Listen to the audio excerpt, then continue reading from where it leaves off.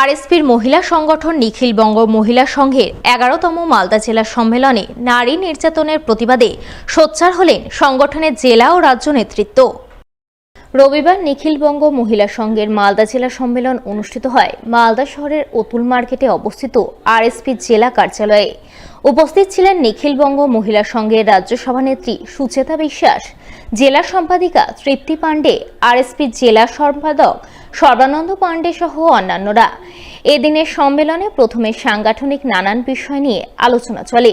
পরে দেশ ও রাজ্যের পরিস্থিতি, বিশেষ করে দিকে দিকে ঘটে চলা নারী নির্যাতনের প্রতিবাদে সোচ্চার হন সংগঠন নেতৃত্ব এবং আগামী দিনে এর বিরুদ্ধে আন্দোলনে নামার রূপরেখা তৈরি করেন এদিনের জেলা সম্মেলনে।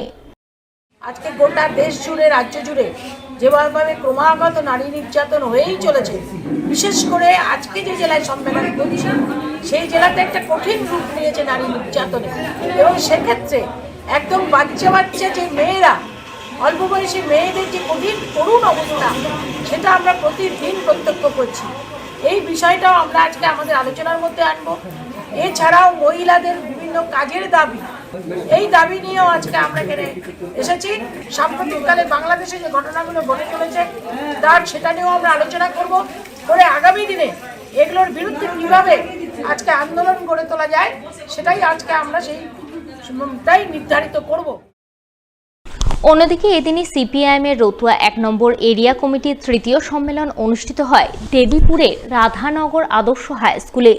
উপস্থিত ছিলেন সিপিআইএমের জেলা কমিটির সদস্য বিশ্বনাথ ঘোষ, জহর আলম, সুশান্ত সিংহ, জামিল ফিরদৌস সহ অন্যান্যরা। এদিন দলীয় পতাকা উত্তোলনের মাধ্যমে সম্মেলন শুরু হয়। সম্মেলনে সাংগঠনিক নানান বিষয় নিয়ে আলাপ আলোচনা হয়। সেই সঙ্গে তৃণমূল বিজেপির বাইনারি ও ধর্মীয় মেরুকরণের রাজনীতি দূর করতে আগামী দিনের কর্মসূচি গ্রহণ করা হয় বলে জানা গেছে।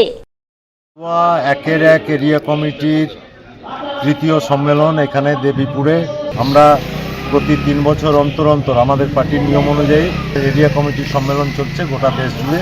আমরা এখান থেকে মঞ্চ থেকে আগামী দিনের কর্মসূচি সেটা ঠিক করব এবং আমাদের একমাত্র কর্মসূচি যে এখান থেকে যে দেশ এবং রাজ্যকে ধ্বংস করছে মোদি এবং দিদির যে মেরুকরণের রাজনীতি, দেশ জাহান্নামে যাচ্ছে, রাজ্যটা শ্মশান হয়ে যাচ্ছে।